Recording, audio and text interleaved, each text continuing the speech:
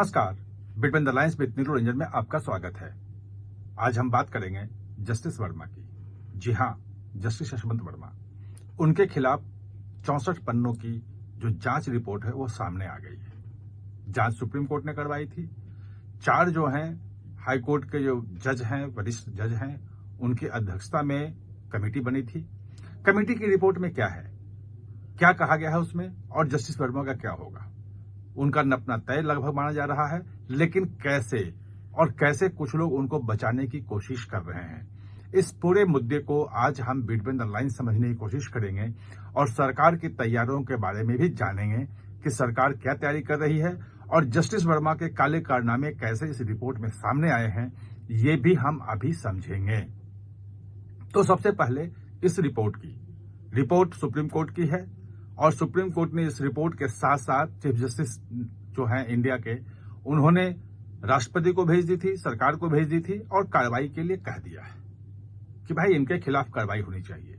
और ये भी कहा है कि इनके खिलाफ जो आरोप हैं वो सही साबित हुए हैं। नोट इनके घर में जले हैं और इनको उसकी जानकारी है। 64 पन्नों की रिपोर्ट में बहुत उनके काले कारनामे एक एक करके उसमें खोले गए हैं और जस्टिस वर्मा जितने भी अपने तर्क दे रहे थे, सभी तर्कों को रिपोर्ट में खारिज कर दिया है और सीधे सीधे कहा है कि इस नोट की जिम्मेवारी, जो भी पैसे उनके पास मिले थे, जो जले हुए नोट थे, वो भी जिम्मेवारी उनकी है और बचे हुए नोट कहां गए ये भी उनको बताना है और इसकी जांच होनी चाहिए। सबसे पहले जस्टिस वर्मा के खिलाफ कार्रवाई होनी चाहिए। और कार्रवाई कौन करेगा? कार्रवाई करेगा संसद में इम्पीचमेंट लाया जाएगा। जो सरकार के जो उच्च पदस्थ सूत्र हैं, उनका कहना है कि मानसून सेशन जो 21 जुलाई से शुरू हो रहा है, उसी में इम्पीचमेंट आ जाएगा। और जस्टिस वर्मा के खिलाफ जो चीजें हैं, जो तर्क दे रहे थे कि हम तो सुबह आए और सुबह जो है हमने देखा उसमें कि हम तो उस कमरे में गए तक नहीं, वो पैसे कहां से आए हमें नहीं पता, कॉन्स्पिरेसी थ्योरी है। जो रिपोर्ट है उसमें कहा गया है कि एक जज के यहां, जो हाईकोर्ट का जज है, उसके घर में मतलब किसी कमरे में पैसे चले जाएंगे, वो उसको मालूम ही ना हो, कोई दूसरा कोई रख जाएगा इतने सारे पैसे, ये कैसे संभव है? और जिस कमरे में आग लगी हो उस कमरे में वो गए ही नहीं हो और जब सुप्रीम कोर्ट का एक अधिकारी आया उसके साथ उस कमरे में गए, ये संभव नहीं है। यानी कि सीधे से रिपोर्ट में कहा गया है कि जस्टिस वर्मा झूठ बोल रहे हैं। बिल्कुल साफ साफ है कि वो झूठ बोल रहे हैं। और जो इतना हाई प्रोफाइल मामला था और इनके लोगों ने जो पुलिस पे दबाव बनाया, दमकल कर्मियों पर दबाव बनाया, और इसीलिए जो वहां पे जले हुए नोट मिले थे और जो बाकी चीजें, जो बचे हुए नोट मिले थे, पुलिस उसका पंचनामा तक नहीं कर पाई। पुलिस वालों के बयान भी हैं कि वहां पे बिल्कुल जले हुए नोट मिले थे, हमने उसके फोटो खींचे थे, उसमें बहुत सारे नोट जो हैं वो सही भी थे, लेकिन पंचनामा नहीं हुआ। पंचनामा होता तो जले हुए नोटों को भी बरामद किया जाता, उसको सुरक्षित रखा जाता और जो बचे हुए नोट थे वो भी पकड़े जाते, वो भी सुरक्षित रखे जाते, तो पता चलता कि बचे हुए नोट कितने हैं और जले हुए नोट कितने हैं। अगले दिन हमने देखा कि सुबह सब कुछ साफ कर दिया कमरे को और जले हुए नोटों के टुकड़े जो हैं वो बाहर, उनके घर के बाहर कूड़े में फेंके गए थे। और सब लोग, तमाम चैनल वालों ने वहां पहुंचा, चैनल वालों ने उसको दिखाया, वीडियो बनाया कि कैसे कूड़े में जले हुए नोट के टुकड़े जो हैं वो पड़े हुए हैं। यानी कि जस्टिस वर्मा के खिलाफ जो सबूत हैं वो बहुत ही जबरदस्त हैं और उनके जो काले कारनामे हैं, इतने पैसे कहां से आए, कौन सा ऐसा जजमेंट उन्होंने दिया, किससे पैसे उगाए हैं उन्होंने, सिर्फ उन्हीं के थे या कुछ और लोगों के रखे हुए थे, और वो बचे हुए पैसे वो कहां गए, आखिर कहां रखा उन्होंने? रखा होगा तो लुटेन दिल्ली में, या बाहर निकाला तो कहां रखा? ये तमाम चीजें जांच का विषय है। लेकिन ये जांच अब बाद में शुरू होगी और कैसे शुरू होगी मैं ये भी बताऊंगा आपको कि उसकी प्रक्रिया क्या होगी।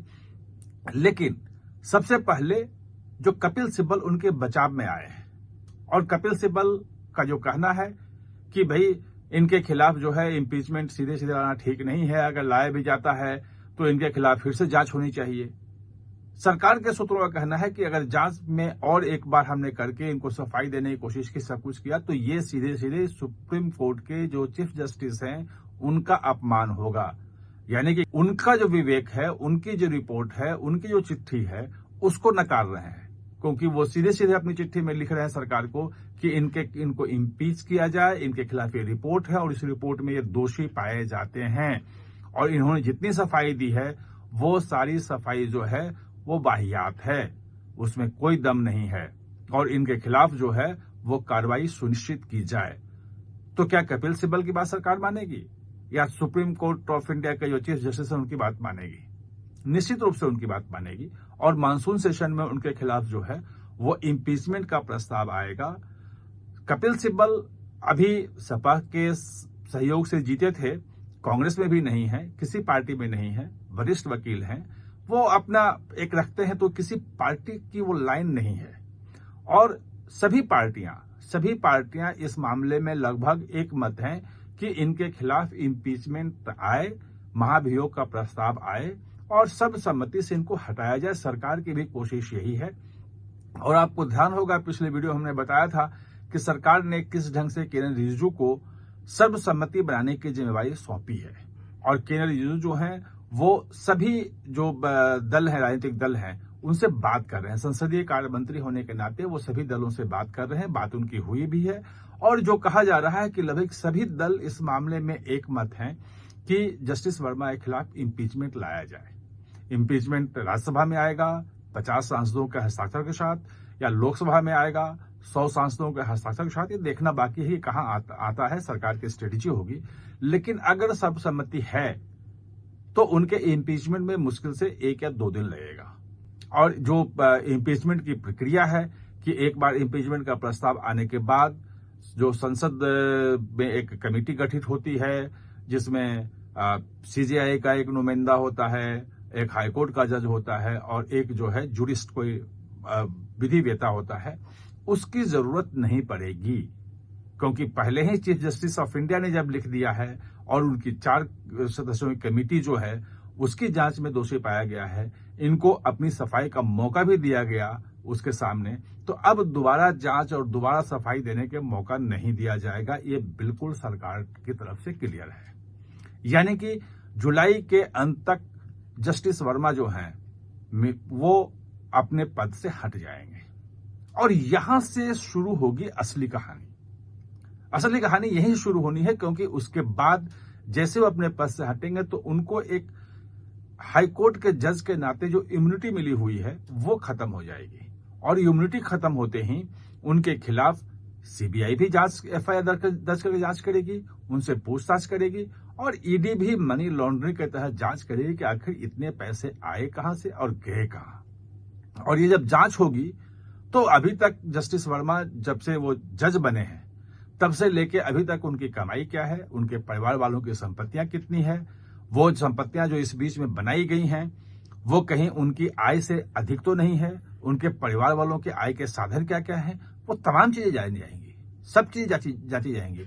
और हो सकता है कि उनके खिलाफ अलग से अगर आय से अधिक संपत्ति पाई गई कि बहुत ज्यादा संपत्ति बना रखी है तो उनको प्रिवेंशन ऑफ मनी लॉन्ड्रिंग के तहत जांच होगी।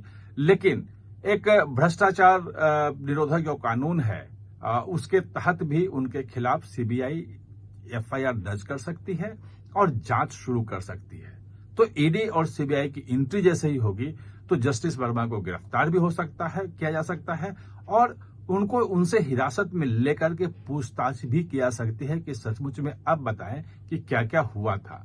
और उनके घर में जितने लोग जो नौकर हैं, चाकर हैं, उनके जो पर्सनल असिस्टेंट थे, सरकार की तरफ से एक हाईकोर्ट के जज को बहुत सारे लोग मिलते हैं और वो सरकारी कर्मचारी होते हैं जो उनके यहाँ काम कर रहे होते हैं, उन सबसे पूछताछ की जाएगी जस्टिस वर्मा के कंडक्ट के बारे में। वो क्या क्या करते थे, पैसे कहां से आते थे, कौन लोग मिलते थे उनसे और किस ढंग से ये पैसे हटाए गए, वो सबसे पूछताछ होगी जस्टिस वर्मा के साथ साथ। तो अब सिर्फ और सिर्फ लगभग 1.5 महीने का, 1 महीने से थोड़ा सा ज्यादा कह लें, समय है, जस्टिस वर्मा की उल्टी गिनती शुरू हो गई है।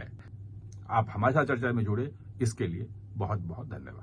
और हाँ, चैनल को सब्सक्राइब करना न भूलें, इसका बेल आइकन दबाएं ताकि नया वीडियो कोई भी आए तो उसका नोटिफिकेशन समय पे आपको मिल जाए।